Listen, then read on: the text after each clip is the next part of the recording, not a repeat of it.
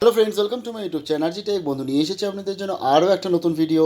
তো কালকে যে আমাদের ওয়েস্ট বেঙ্গল গভর্নমেন্টের তরফ থেকে যে লেটারটা দেওয়া হয়েছিল এমএইচআরটিকে, সেটা নিয়ে আপনাদের অনেকেই আমাকে জিজ্ঞাসা করেছিলেন যে কী দেওয়া হয়েছিল। আজকের আমি নিয়ে এসেছি সেই সম্পূর্ণ অফিসিয়াল চিঠি, যেখানে কিন্তু আমাদের ওয়েস্ট বেঙ্গল গভর্নমেন্টের তরফ থেকে বলে দেওয়া হয়েছে পুরোপুরিভাবে যে পরীক্ষা যেন না নেওয়ানো হয় এবং উইথড্র করা হয় ইউজিসির গাইডলাইন্সটাকে। সম্পূর্ণ ভিডিওটা দেখুন, পুরো চিঠিটা নিয়ে এসেছি এবং পুরো অফিসিয়াল চিঠিটা কিন্তু আজকে আপনাদের সামনে পড়বো এবং আলোচনা করে দেখব কী আছে ব্যাপারটাতে, পরীক্ষা না হওয়ার জন্য কি বলেছে সেখানে ওয়েস্ট বেঙ্গল গভর্নমেন্টের তরফ থেকে।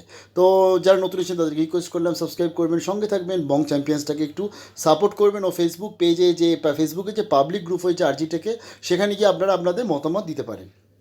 তো আমি চিঠিটা প্রথমত দেখে নিচ্ছি, তার জন্য আমি সোজাসুজি ওপেন করে নিলাম চিঠিটা। তো এখানে দেখুন বলেছে পাঠানো হয়েছে চিঠিটা এমএইচআরটিকে পাঠানো হয়েছে, সেক্রেটারিকে পাঠানো হয়েছে। প্রথম instruction conducting examinations given by MHRD বা রেজড রিভাইজ গাইডলাইন্স অন, যেটা রিভাইজড গাইডলাইন্স হয়েছে সেটার এক্সপেক্টে সাবজেক্ট করা হয়েছে। রেফারেন্স 1 দিয়ে দিয়েছে হচ্ছে যে প্রথমেতে MHRD department on instruction conduct examination, এবং তার সাথে একটা মেমোরেন্ডামের রেফারেন্স দিয়েছে, এবং তার সাথে 29শে এপ্রিল ইউজিসির যে গাইডলাইন্স করেছিল সেটা বলেছে, এবং 6 তারিখে যে গাইডলাইন্স হয়েছে সেটাকে নিয়ে এটাকে আলোচনা করেছে। খুব ভালোভাবে লিখেছে জিনিসটা, দেখে নিই। Dear sir, kindly refer to the above letter issued by the UGC and MHRD on the subject in view of Department of Higher Education, Ministry of Human Resource Development, retraining that the revised guidelines issued by the UGC to all university colleges for conducting final semester examinations by September 2020 in line with the guidelines issued by UGC dated 29/04/2020। যেটা হয়েছে হচ্ছে 29/4/2020 ইউজিসির তরফ থেকে একটা guidelines বেরিয়েছিল, সেটা আমি একদম অনেক দিন আগে সেটা আমি আপনাদের সাথে আলোচনা করেছিলাম। তো এবার 29 তারিখে এই যে গাইডলাইন্স বেরোনোর সময় এখানে কিন্তু ইউনিভার্সিটি, স্টেট এদেরকে অনেক পাওয়ার দিয়ে দিয়েছিল, বলে দিয়েছিল যে ইউনিভার্সিটি, স্টেট তাদের কোভিড সিচুয়েশান অনুযায়ী কিন্তু এক্সামিনেশনগুলো করাতে পারে এবং সেই অনুযায়ী তারা পুরোপুরি ডিসিশান নেবে, এবং সেই নিয়ে উনি প্রথমে এটা শুরু করেছে। বলেছে কি 29/4/2020 যে লেটার ছিল এবং তার প্যারা 8 আন্ডার 1, তো সেখানে কি বলা হয়েছে, the university May adopt implement this guidelines in a transparent manner by making alterations, modifications, amendments to deal with particularizations in the subject interest of students, education institute and the entire education system। তো এখানে বলা হয়েছিল যে ইউনিভার্সিটিতে স্বতন্ত্র ক্ষমতা দেওয়া হয়েছে, যে ইউনিভার্সিটিরা বেস্ট অফ ইন্টারেস্ট অর্থাৎ স্টুডেন্টদের ইন্টারেস্টে, এডুকেশন ইন্টারেস্টে এবং ইনস্টিটিউটদের ইন্টারেস্টে যেন তারা প্রপার ডিসিশান নেয়, এবং তার জন্য তাদের পুরো স্বতন্ত্র ক্ষমতা দিয়ে দেওয়া হয়েছিল। তার পরবর্তী যে 8/3 সেখানে লেখা আছে, in case of the above recommendation shall not cause any restriction on the guidelines directions issued by the appropriate government competent authority, the place where the government of center has imposed restrictions on gathering of public, the institutions may plan accordingly।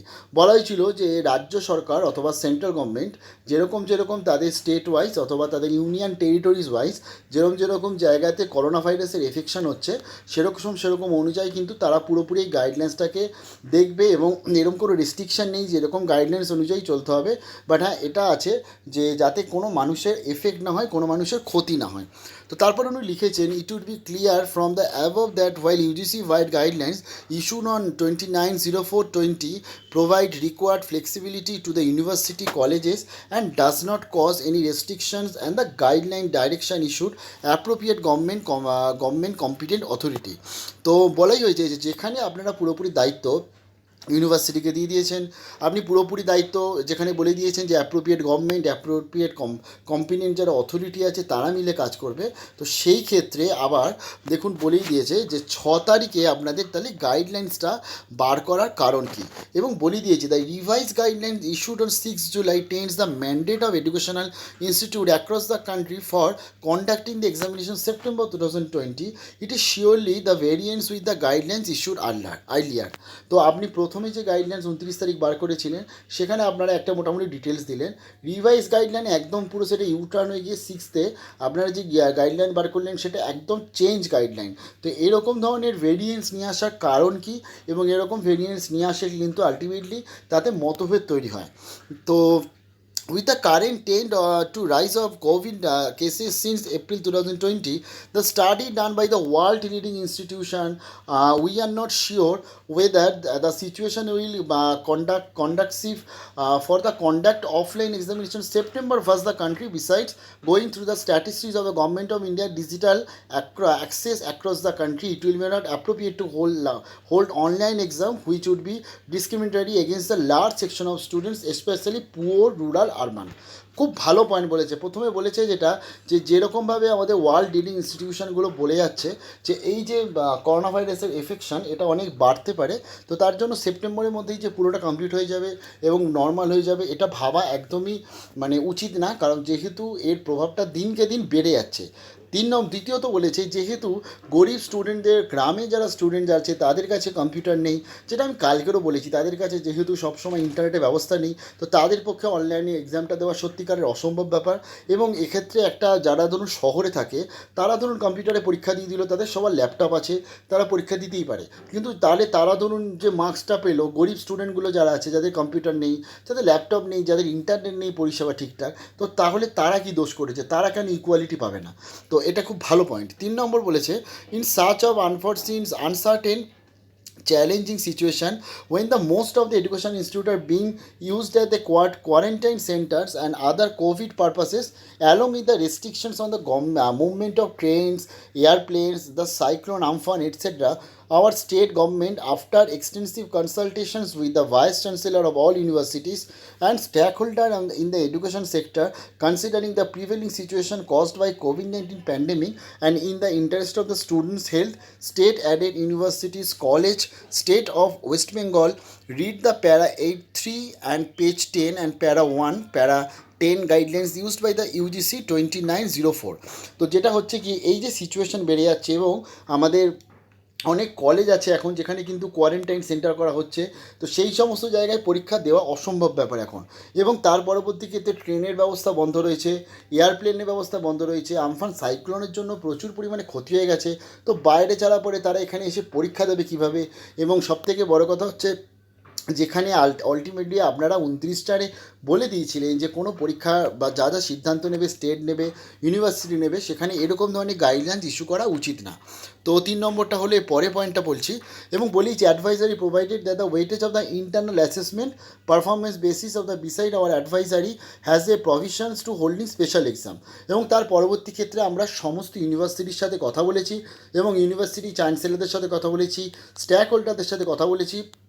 তাদের বক্তব্য অনুযায়ী হচ্ছে যে যে ধরনের পরীক্ষা এখন হবে সেটা হচ্ছে ইন্টারনাল অ্যাসেসমেন্ট এবং প্লাস 80% মার্কস হবে হচ্ছে আপনার প্রিভিয়াস নাম্বার দিয়ে।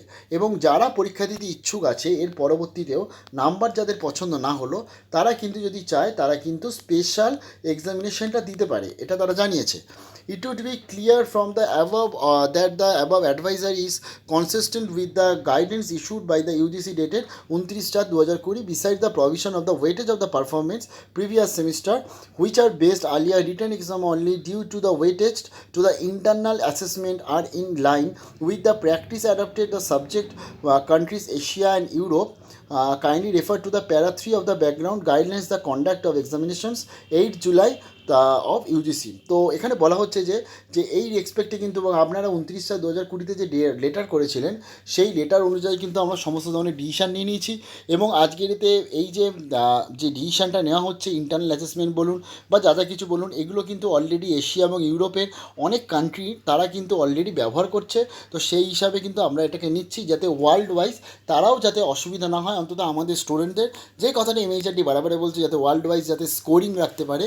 কিন্তু অল ওভার এশিয়া বলুন বা ইউরোপ বলুন, এদের অনেক কান্ট্রির কিন্তু অনেক ইউনিভার্সিটি তারা কিন্তু অলরেডি এরকম ধরনের ব্যবহার করছে যে 80-20 অথবা এরকম ধরনের ইন্টারনাল অ্যাসেসমেন্ট বা প্রিভিয়াস মার্ক দিয়ে পাস করিয়ে দিচ্ছে। It may be mentioned here that the university colleges added by the state of West Bengal have already acted upon the advisory issued by the state government, and it will be very difficult to undo such action. Already ইউনিভার্সিটিরা যারা ওয়েস্ট বেঙ্গল স্টেটের মধ্যে আছে তারা already শুরু করে দিয়েছে করা, এবং অলরেডি কিন্তু সেই অনুযায়ী তারা কাজ করছে। যেমন ধরুন ইন্টারনাল অ্যাসেসমেন্টের নাম্বার কালেক্ট করা শুরু করে দিয়েছে, যে ফর্ম ফিল আপগুলো বাকি ছিল ফর্ম ফিল আপগুলো খুব তাড়াতাড়ির মধ্যে করে দিয়েছে, কারণ এখানে কিন্তু একটা ডেট দিয়ে দেওয়া হয়েছিল যে 31শে জুলাই। তো 31শে জুলাইয়ের মধ্যে যাতে চেষ্টা করা যায় করার জন্য, যেমন আমাদের কল্যাণ ইউনিভার্সিটি 27 তারিখ বলে দিয়েছে। তো এরকমভাবে কিন্তু অলরেডি যেমন আজকের আপনি গৌড়বঙ্গ দেখলেন, তারা কিন্তু অলরেডি আজকে ঘোষণা করে দিয়েছে। তো এরকমভাবে আস্তে আস্তে যখন ইউনিভার্সিটিগুলো ঘোষণা করছে, সেখানে এরকম ধরনের একটা ডিসিশান নতুন চলে এসেছে এবং সেটাকে চেঞ্জেস করা, এটা সত্যি খুব মানে অকল্পনীয় জিনিস এবং এটা সম্ভব না। It is in review of what it's stated above, conducting the examinations for the terminal semester 30 September will not be delay such results. এটা খুব ভালো বলেছে যে এটা কিন্তু মানুষের এই যে 30 সেপ্টেম্বর, যেটা কালো বলেছি, যেটি ইউজিসি চেয়ারম্যান বলেছে, ফর্মার চেয়ারম্যান বলেছে যে 30 সেপ্টেম্বর অবধি যদি পেছানো হয় তাহলে এতে কিন্তু মানুষের কেরিয়ারে খুব ক্ষতি হতে পারে এবং ফাইন্যান্সিয়াল ডিস্ট্রেস চলে আসতে পারে একটা। যাদের আর্থিক অবস্থা খারাপ, যারা জব বা কাজের জন্য খুঁজছে, সাস্টেন হওয়ার জন্য খুঁজছে, নিজের পায়ে দাঁড়ানোর জন্য যারা এই পড়াশোনাটা শেষ করে সার্টিফিকেটটা পেয়ে তারা জব খুঁজবে, তাদের পক্ষে খুবই প্রবলেম এটা। It will also prevent students apply further higher studies, এবং হায়ার স্টাডিজ বা অন্যান্য এন্ট্রান্স এক্সাম যেগুলো আছে সেগুলো করতেও তাদের খুব অসুবিধা হবে যদি এটা 30 সেপ্টেম্বর অবধি আটকে দেওয়া হয়। সেভারাল কান্ট্রিজ, এটা খুব important, such as Japan, England and Canada have completely restricted their academic activities during this pandemic. তো অলরেডি জাপান, ইংল্যান্ড ও কানাডা এরা হচ্ছে কিন্তু অলরেডি এই প্যান্ডেমিকের জন্য, এই কোভিড-19 সিচুয়েশনের জন্য তাদের পড়াশোনা বলুন বা যাদের কিছু বলুন, সমস্ত কিছু একদম রেস্ট্রিক্টেড করে দিয়েছে, কমপ্লিটলি শাটডাউন করে রেখেছে। তো তার ফলে কিন্তু এরকম ব্যাপার নাই যে আমাদের ইন্ডিয়ায় শুধু এরকম কিছু অ্যাডপ্ট করছে, ইউরোপের অনেক কান্ট্রি আছে, এশিয়ার অনেক কান্ট্রি আছে, তারাও কিন্তু আস্তে আস্তে এই সব জিনিসগুলো ব্যবহার করছে, এই উপায় করছে। তো বলে দিচ্ছে যে besides states like Punjab, Maharashtra, Odisha, Tamil Nadu, Rajasthan, Pondicherry have already decided not conducted the terminal examination. Institute like IIT Mumbai, Kanpur, Kharagpur and Roorkee have also cancelled their final exam. তো আমাদের যেরকম IIT Kharagpur আছে বা কানপুর আছে, এরাও কিন্তু তাদের সব পরীক্ষা ক্যান্সেল করে দিচ্ছে এবং এতগুলো স্টেট তারা অলরেডি বলে দিয়েছে তারা কোনো টার্মিনাল এক্সামিনেশন কিন্তু তারা করাবে না। আর কি বলছে দেখে নিচ্ছি। The decision to conduct examinations by September will thus not only affect public health, also have an economic impact on students who have put their disadvantage, vice versa, students of other autonomous universities and students of other countries. তো এতদিন অবধি পিছিয়ে রাখলে কিন্তু যারা students আছে, বিশেষ করে এটা কিন্তু ফিনান্সিয়াল ইকোনমিক দিক থেকে একটা ইম্প্যাক্ট পড়বে, ইউনিভার্সিটির ওপর ইম্প্যাক্ট পড়বে, স্টুডেন্টদের ওপর ইম্প্যাক্ট পড়বে, কারণ তারা এতদিন কাজ না করে থাকবে এবং সবথেকে বড় কথা সেই সমস্ত অটোনোমাস ইউনিভার্সিটির ওপরগুলোও পড়বে যেখানে কিন্তু বাইরের স্টুডেন্টের সঙ্গে অনেক সময় পড়াশোনা করে। The monitoring statement like final term examinations compulsory conducted as per the revised guideline UGC MHRD via the OM dated 6 July is only against the spirit of the federal structure and is the constitutions of India. Education is placed the concurrent list in the state where never consulted UGC despite the sending request consultations. এটা কি বলছে এটা একটু ভালো করে বুঝে নিন।